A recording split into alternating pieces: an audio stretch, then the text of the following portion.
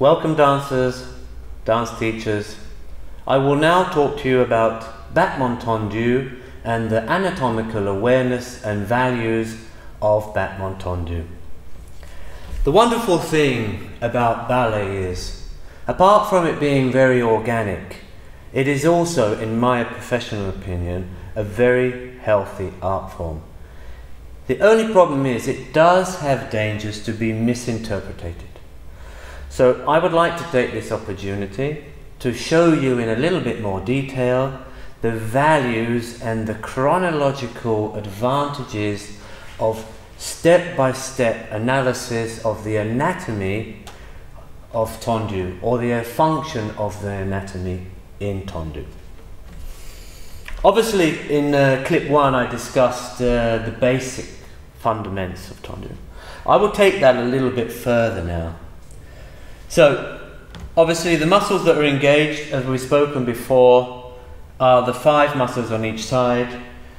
The gluteal muscles, obviously they are all engaged to a point, but I would say the concentration is on the gluteal and the adductors.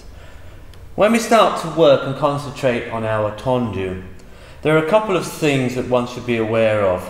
Obviously, is how the foot is planted in the floor. You have 2 points here, and you have 1 point here, which is your 2 metatarsals and your heel.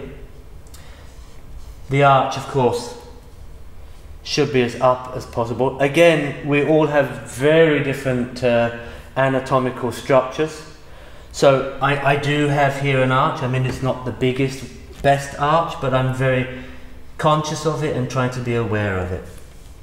I will take it now to point 8. When one is tenduing, as I'd said in clip 1, you send your energy almost through the floor. I would break it up almost into 4 sections. So 1 is the static preliminary position. 2 is where the foot can still be on the floor without dropping the hip. So you're working the whole foot. And then 3 is, this section is where the intrinsic muscles are the ones that run in between, are slowly becoming engaged. And 4 is the full point of the foot. And then you reverse that. You try to spread the toes as much as possible on the floor. You try to bring the heel as quick as possible into the floor without dropping your hip, and then pulling it together back to the preliminary position. So I will now take that to point number 2. I will take a plie. So obviously, as I'm pushing in the floor, my metatarsal is working. Most of the muscles are engaged, but they're not contracted, especially here. Try not to contract here. Try to keep an open, free position. That's section 2. Section 3 is here. If you see now, my toes are quite relaxed. It should be quite spread as possible. And again, dancers, be very careful with the shoes that you buy. I mean, that's also a very wonderful thing about today. You do not only have size of shoe, but you also have width. If you feel your toes are a little bit cramped, I would change your shoes, if I may say. Yeah? It has to be very open. So again, for the 3rd section, the toes are nicely engaged in the floor, and then the 4th, full engagement and back together. I will now explain or demonstrate a few little exercises one can use. The tools that I have in front of me are, these are called Wobble Boards. They are possible to obtain. Then I'm working also with the TerraBands, but I will start with the Wobble Board.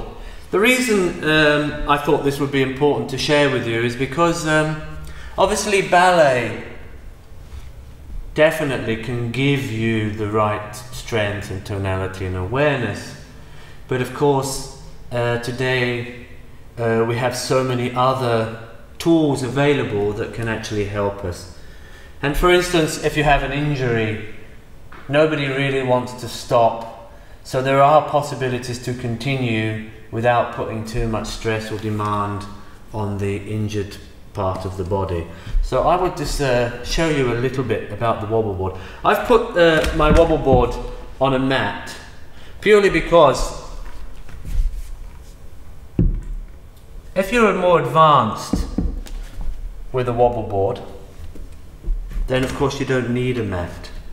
But again, this is quite demanding to stand still on such a thing.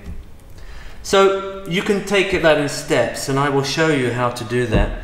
Generally, for instance, you can use it on the carpet, and then when you're a bit more advanced, then you can use it in the kitchen, or if you have a mat like this.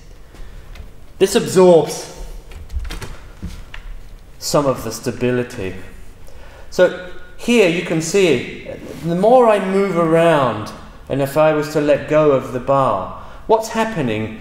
Those deep muscles inside my ankles, in my knees, the core stability muscles, they are working now quite intensely without me putting too much demand on my feet. Yeah? That's also working my core, my inner core stability muscles in my stomach, in my back, in my quadriceps. But basically, because we're talking now about battement tendu, it's down in the feet, in the intrinsic muscles, in the ankles,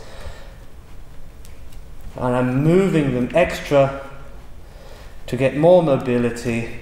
And you can see if one was to do that for about 10 minutes, you would definitely feel some tension, that one is working very well. And again, there are different kinds of wobble boards. This one is more challenging.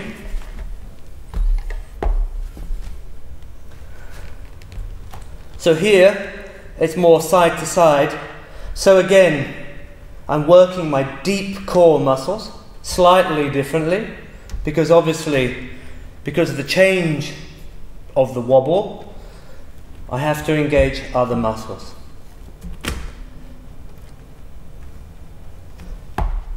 These tools are available. This one, of course, is also sufficient because you can actually do all those. So I'm just moving around and I'm just working my ankles and working my intrinsic muscles, and deep, deep muscles within my feet are being engaged.